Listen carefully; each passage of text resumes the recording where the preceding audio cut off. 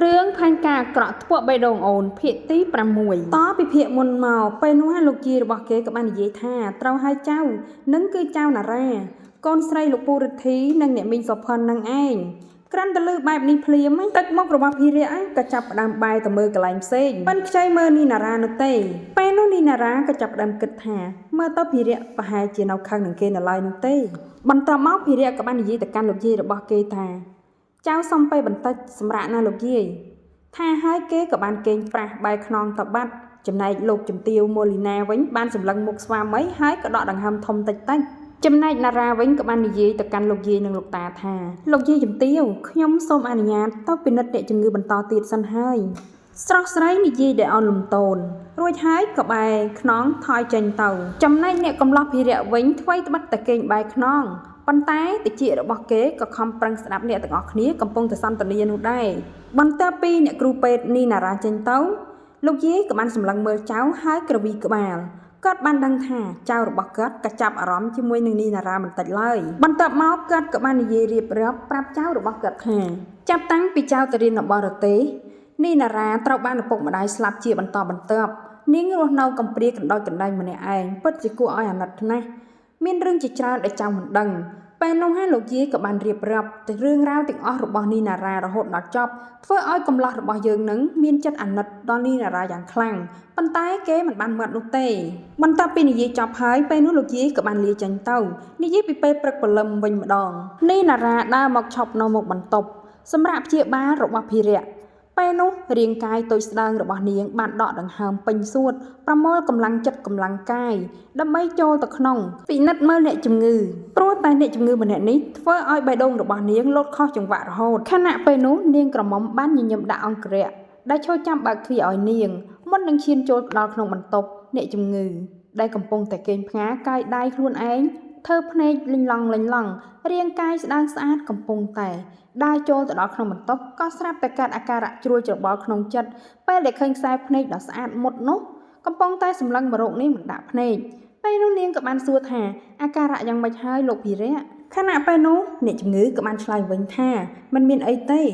ឆ្លើយខ្លីធ្វើហើយដូចជាមិនដឹងអីអញ្ចឹងពេលនោះនីណារ៉ាក៏បាននិយាយថាពី3ថ្ងៃទៀតលោកភិរិយអាចចេញពីមន្ទីរពេទ្យបានហើយនាងនិយាយបណ្ដើរដូរបងរបួសឲ្យភិរិយបណ្ដើរហើយនាងក៏មិនខ្ចីមើលមុខដល់កាចរបស់ភិរិយនោះដែរពេលនោះភិរិយក៏បាននិយាយថាចេញទៅក៏ដើរមិនបានដដែលលែងគេនិយាយបែបស្រទន់នៅពេលនោះដែរនីណារ៉ាក៏បាននិយាយថាមិនយូរប៉ុន្មាននោះទេលោកភិរិយនឹងដើរបានឡើងវិញហើយអត់ធ្មត់បន្តិចទៅនាងនិយាយលួងលោមពេលឮសំឡេងគេរៀងកំសត់នឹងភិរិយក៏បានតមាត់ថា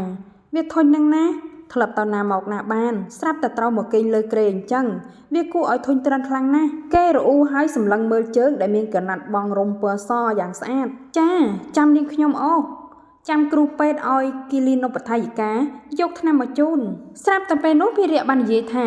មិនបានហៅឈ្មោះខ្លួនឯងដោយការពីមុនហើយកុំហៅឈ្មោះខ្ញុំពេញឲ្យខ្ញុំបានឮទៀតណាមិនអញ្ចឹងទេច្បាស់ជាដឹងរឿងគ្នាមិនខាន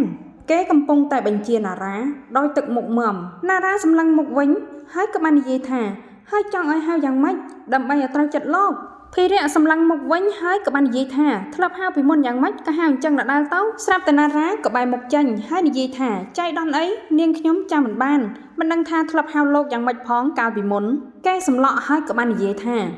អូនណារ៉ាគេហៅឈ្មោះនាងដោយសម្លេងមិនសូវពេញចិត្តប្រមាណនោះទេ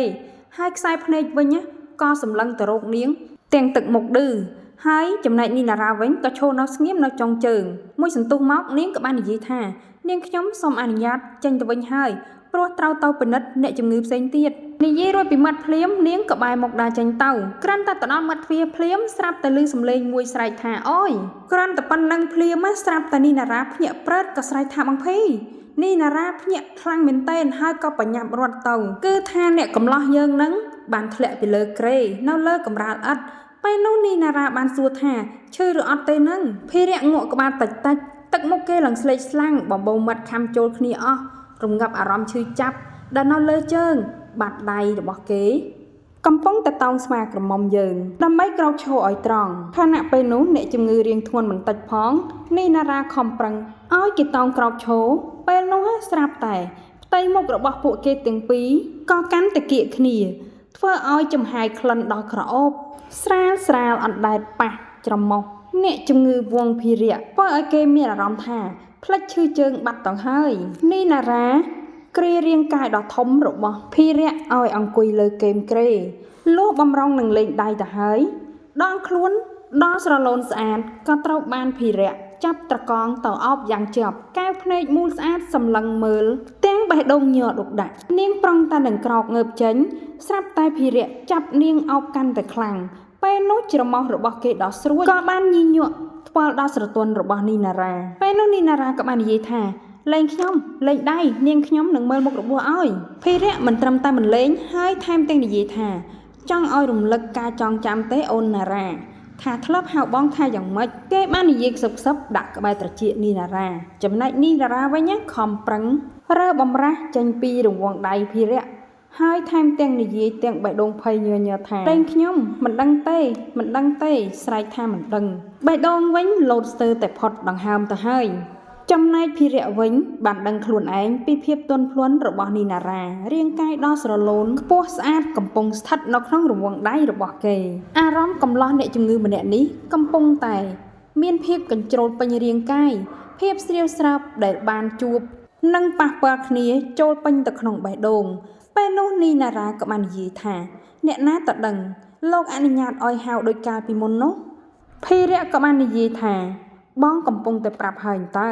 ឥឡូវចង់ហៅមិនក៏មិនហៅគេសម្លុតដោយខ្សែភ្នែករបស់គេប្រុងធ្វើមែនទែនព្រមទាំងថាបថ្ពាល់ដ៏ស្អាតម៉ត់ខៃរបស់ខាងនីណារ៉ាថែមទៀតផងនីណារ៉ាបើកភ្នែកធំហើយសម្លឹងមើលអ្នកកំឡោះរបស់យើងមិននឹកស្មានថាគេហ៊ានដល់ម្លឹងសោះគេហ៊ានវាយលុកនាងយ៉ាងលឿនបែបនេះថ្ពាល់ម៉ត់ខៃរលោងពណ៌សក៏ប្រែឡើងទៅជាក្រហមព្រឿងដៃទាំងពីរច្រានគេចេញឲ្យឆ្ងាយពេលនោះភិរៈក៏បាននិយាយថាពិតជាក្រអូបមែនគេនិយាយទាំងទឹកមុខញញឹមកែវភ្នែករបស់គេលឹងភ្លឺចិញ្ចាចអាការៈឈឺចាប់ក៏រលាយបាត់អស់រលីងរង្វង់ដៃដែលអោបកាន់តែរឹតណែនខ្លាំងទៅផ្ទៃមុខស្អាតអោនចុះមកផ្អឹបចាប់នឹងផ្ពាល់ក្រហមព្រឿងរបស់នីណារ៉ា